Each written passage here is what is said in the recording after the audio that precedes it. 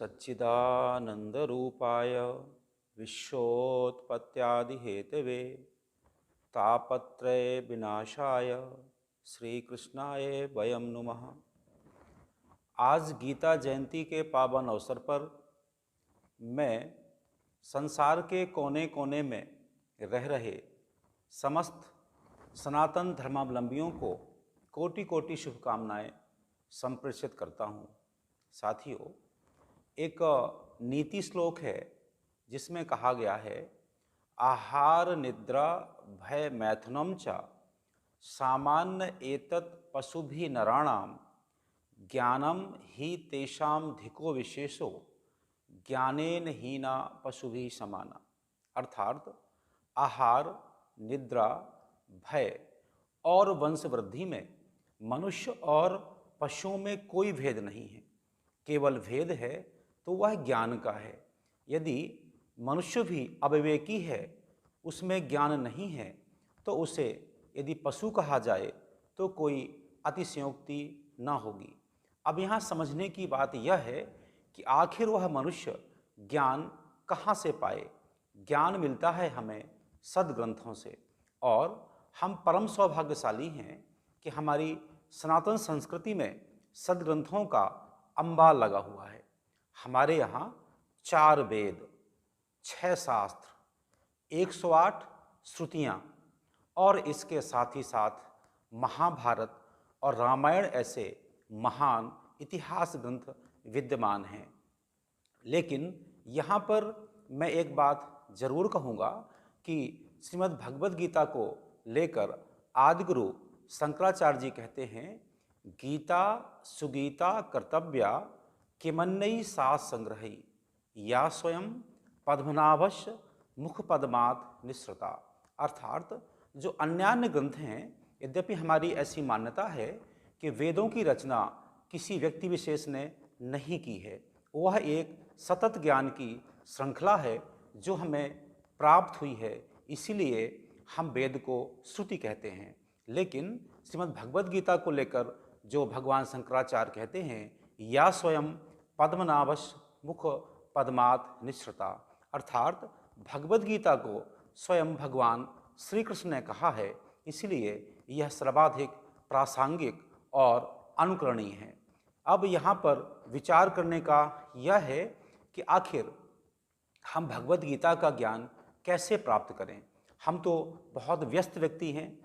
वैसे तो भगवद गीता में 700 श्लोक कहे गए हैं, लेकिन यदि कोई कहे कि मैं बहुत व्यस्त हूँ, मेरे पास तो समय है ही नहीं है, तो मैं कहूँगा, यदि कोई व्यक्ति भगवद गीता का जो अंतिम श्लोक है वह भगवद गीता का निचोड़ है, वह इसलिए कि वैसे तो भगवद गीता का जो श्रवण है वह सीधा सीधा अर्जुन ने किया है, लेकिन ठीक उसी समय एक और श्रोता था जो भगवद गीता का श्रवण कर रहा था, उसका नाम है संजय। और संजय को हम यह कह सकते हैं कि हमसे तो अनेक अनेक गुना ज्ञानशील व्यक्ति थे। और संजय कहते हैं जो गीता को लेकर के कि उनको गीता क्या समझ में आई, तो वो कहते हैं, यत्र योगेश्वरः कृष्णो यत्र पार्थो धनुर्धरः तत्र शीर्विजयो भूतिर्ध्रुवः नीतिर्मतिर्ममः। अर्थात संजय कहते हैं कि संसार में ऐसा कोई भी व्यक्ति नहीं है जो अपनी पराजय चाहता हो, जो अपयश चाहता हो। यदि हम अपना यश चाहते हैं और विजय चाहते हैं, तो यह गीता का जो अंतिम श्लोक है वह हमें अपने जीवन में आत्मसात करना ही होगा। इस श्लोक का जो भावार्थ है वह यह है कि जहाँ भगवान श्री कृष्ण हैं और जहाँ पर अर्जुन हैं, तो वहाँ पर व्यक्ति को यश और विजय निश्चित रूप से मिलने वाली है। अब यहाँ कृष्ण का अभिप्राय 2 प्रकार से हो सकता है। कृष्ण माने ज्ञान, तो हमारे पास यदि हम ज्ञान के साथ पुरुषार्थ करते हैं तो विजय हमें मिलती ही मिलती है। इसका दूसरा भावार्थ है कि भगवत कृपा, यदि हम भगवत कृपा के साथ साथ पुरुषार्थ करते हैं तब भी हमें यश और विजय दोनों मिलती है। अब यहाँ पर समझना हमें यह है कि आखिर हम वह भगवत कृपा कैसे पाएं।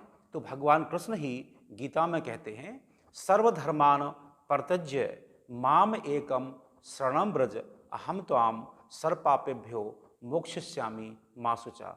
अर्थात यदि कोई मनुष्य भगवान की शरण में पहुंच जाता है तो भगवान उसे आश्वस्त करते हैं कि वह सब प्रकार के पापों को उसे मुक्ति दिलवा देंगे।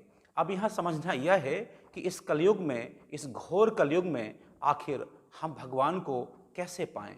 तो भगवान ही इस शंका का समाधान करते हुए गीता में ही कहते हैं, ईश्वरः सर्वभूतानां हृदय से अर्जुन तिष्ठति। अर्थात वह जो परमात्मा है वो सारे प्राणियों के हृदयों में विद्यमान है। इसी को रामचरितमानस में कहा गया है, हरि व्यापक सर्वत्र समाना या सिया राममय सब जग जानी।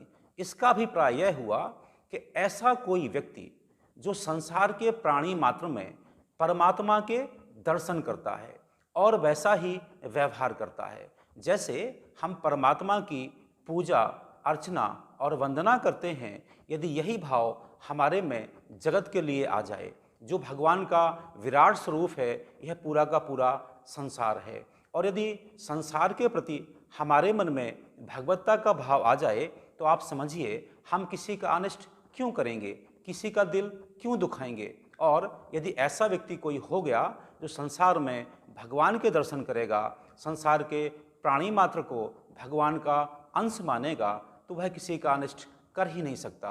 और ऐसे व्यक्ति को निश्चित रूप से ऐसा माना जाएगा कि यह व्यक्ति संत है, सज्जन है, बहुत अच्छा है। ये आपको स्मरण होगा कि महात्मा गांधी जी एक गीत को प्रायः गाया करते थे, वैष्णव जन तो तेने कहिए पीर पराई जानेने। अर्थात वैष्णव वह है, जो भगवान को मानने वाला व्यक्ति वह है जो दूसरों की पीड़ा को समझता है। और इसकी जो सेकंड पंक्ति है, पर दुखे उपकार करे तो ये मन अभिमान न आने दे। हम दूसरों के दुख में उसकी सहायता करें, इसके बाद भी हमें कोई अभिमान न आए, तो निश्चित रूप से हम एक अच्छे इंसान कहलाएंगे, हम वैष्णव कहलाएंगे। आज समस्या यह है कि वैसे तो हमारे देश में दैनंदिन हजारों हजार कथाएं होती हुई चली जा रही हैं, किंतु जब हम समाज में झांक कर देखते हैं तो हमें वैष्णव देखने के लिए प्रायः कोई लोग दिखते ही नहीं हैं जो इस प्रकार के भाव में जी रहे हों। इसका जो मूल कारण है कि आज जो दुर्भाग्य है वह यह है कि जो वक्ता हैं, जो वो तो कृष्ण की तरह है नहीं और श्रोता भी अर्जुन की तरह नहीं है। ठीक इसी तरह से हम देखते हैं जो भागवतम है उसमें श्रोता कोई परीक्षित की तरह नहीं है और उसमें वक्ता कोई सुखदेव की तरह नहीं है। रामचरितमानस में भी काश कोई शंकर जी ऐसा वक्ता मिल जाए और देवी पार्वती ऐसा श्रोता, तो निश्चित रूप से हमारा कल्याण हो सकता है। मैं आज भागवत गीता की जो आज जयंती है उस उपलक्ष्य में मैं इतना ही कहना चाहता हूँ कि हमारे पास जो सनातन धर्मावलंबी हैं, हमारे पास ज्ञान का अंबार है, ज्ञान का भंडार है। काश हम उस ज्ञान को एक पिपासु की भावना से हम उससे ग्रहण करते हैं तो निश्चित रूप से हमारा आत्म कल्याण हो सकता है, जगत का कल्याण हो सकता है। यदि हम ऐसा कर सके तो बहुत बहुत सबका उपकार हो सकता है। मैं एक अंतिम श्लोक के साथ अपनी बात को विराम दूंगा। ओम सर्वे भवन्तु सुखिनः, सर्वे सन्तु निरामयाः, सर्वे भद्राणि पश्यन्तु, माँ कश्चित् दुःख भाग् भवेत्। ओम शांति शांति शांति।